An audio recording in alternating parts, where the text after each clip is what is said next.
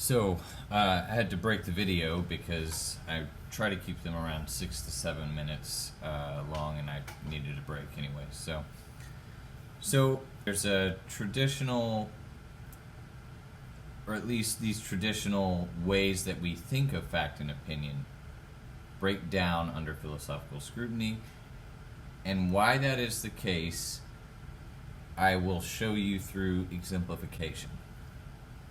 So, there are two common themes, I suppose, about facts and opinions. And for facts, I would say it's highly influenced by, Enlightenment thinking, scientific empiricism, and things of that nature. So there's this traditional view that facts they're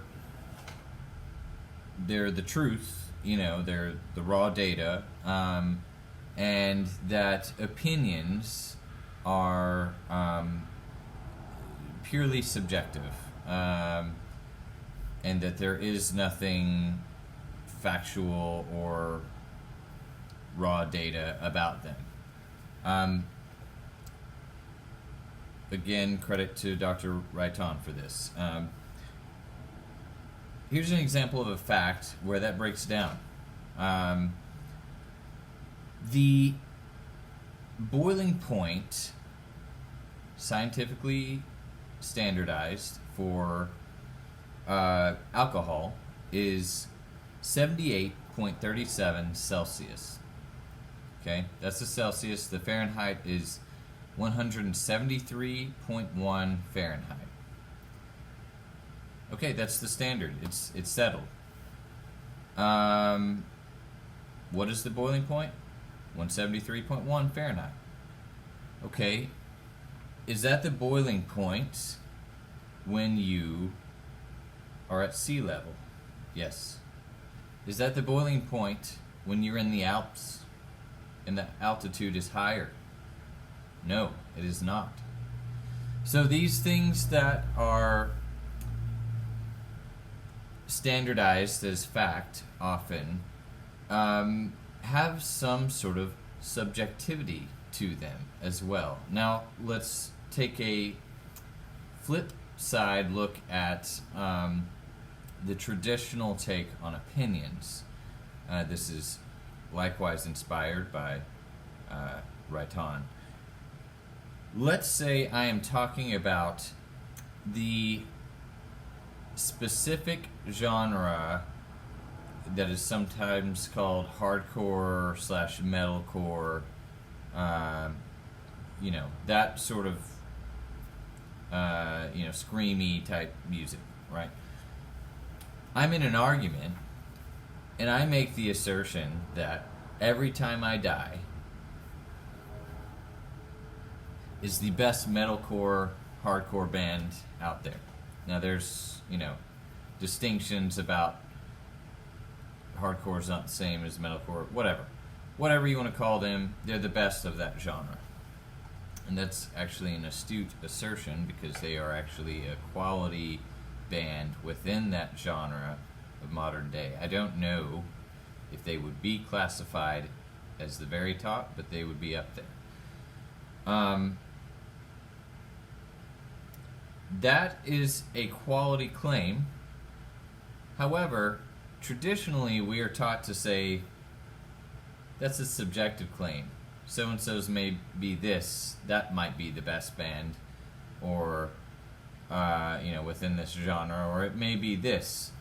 But, scholars and experts within the field might say qualitatively that band X, let's just say it is Every Time I Die, just for the sake of argument, if it was something different I would go with that, is qualitatively, based off of its characteristics, and here are the reasons why this is the best band within this genre, that technically would not be an opinion.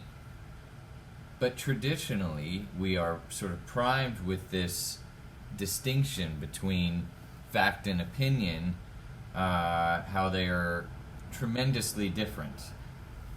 And I'm not suggesting that there is no facts. There are clearly certain things that are facts, and clearly certain things that are opinion. Like, I think orange is the best color is a great example of that.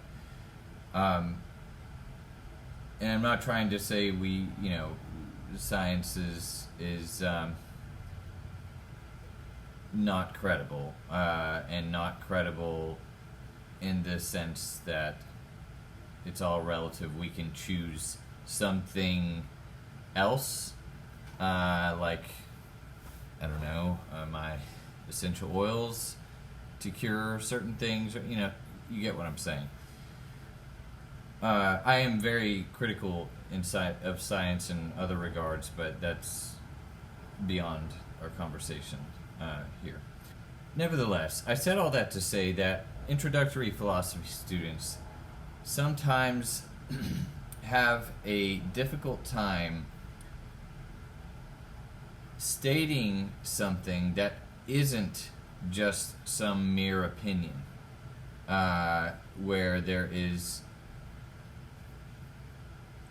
something like orange is the best color stated, which that's not really something that I think you could defend, or even something that can actually be defended, like puppies should not be tortured.